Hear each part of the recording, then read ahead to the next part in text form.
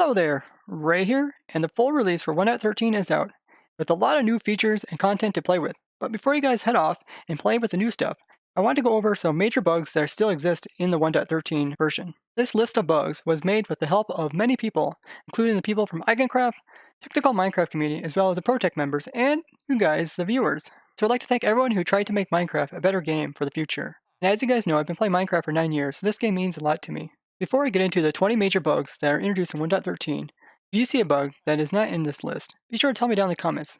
A really big bug is that observer cooldown is broken. Here you can see that this clock is putting a lot of updates into this observer, and it constantly is taking in new updates and is constantly putting out power because of that. Normally, it would take in some input and then wait until the output first leaves before taking in more. Moving through the world will gradually use up all your memory and cause your game to start to shudder and eventually crash. Normal pistons now will spit out their blocks similar to sticky pistons when given a short pulse. You can see what this looks like with this being powered back and forth. This bug has to do with excessive amount of lag that is created by placing a block near complex models such as fences. And if we look, I have my F3 screen up, place a block down here, you see a huge spike every time I place a block near this. Let's just go to normal area and place some blocks. You can see it doesn't really do too much. Can get somewhat big spikes. You can notice how much larger this spike is when I place blocks up against this. Waterlogged trapdoors don't update properly, so we let the water out. Then we close again. You see the water is still flowing here. And only when you destroy this water source and then update that one will it be removed.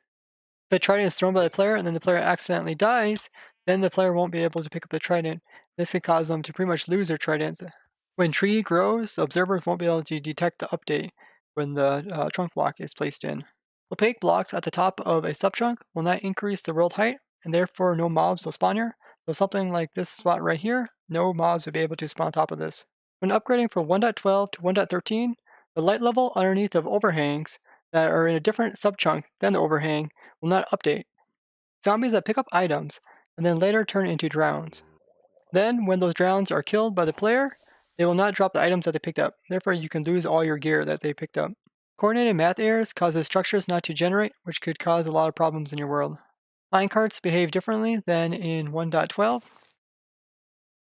You can no longer place buttons and levers on some types of blocks, such as like pistons on top of hoppers. This is quite strange because, as you know, mobs can actually spawn on top of pistons and hoppers. A lot of times people try to avoid this by placing like buttons on top of hoppers. When loading a structure that has observers in it, when the structure is placed, it will power the observers. As you can see, it flickered. Using a bucket of lava on a kelp will cause the bucket to empty, and nothing else will happen. Sponges cannot remove water from conduit. Flowing water over top of fence gates no longer moves entities as it did in 1.12. As you see here, it stops. Fire charges that are used to ignite TNT are used up even in creative. When the ticks per second are low, it's possible to create ghost blocks. And I just have a clock up there that is moving block back and forth, which is creating a lot of updates down below. If I just press this button, we can sometimes get ghost blocks to be generated. There you see it. They changed the way that villagers would detect houses, and this breaks current iron farms. This next bug will probably be noticed by the cavers, and this is because in 1.13 there is less dungeons in the world. Chunks aren't being decorated properly. This is still in pre-10. As you can see, there is some leaves here that don't got snow layers on them. There are chunk generation errors in root forest biomes. As you can see in this little chunk, there's hardly any trees here. Drowns that generate with the ocean runes will never have nautilus shells or fishing rods or tridents on them. Now, I want to take this time to also point out there is some bugs that were introduced in 1.12 and before that are still in the game in 1.13 that are pretty bad, such as hopper duplication can still occur over top of chunk borders. The chunk-wise entity list often doesn't get updated correctly, which can cause entities to disappear. The server watchdown will shut down servers when it hit a threshold, even though the server is alive, just running really slow. Fires that naturally generate in the nether can cause chunks to permanently load and cause extra lag.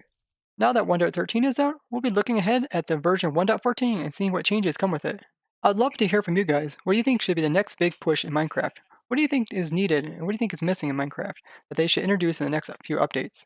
I'd like to thank you for taking the time to watch this video, and if you know somebody that's playing in 1.13 and is not aware of these bugs, be sure to share this with them. And if you guys have any suggestions, please tell me down in the comments. Bye bye!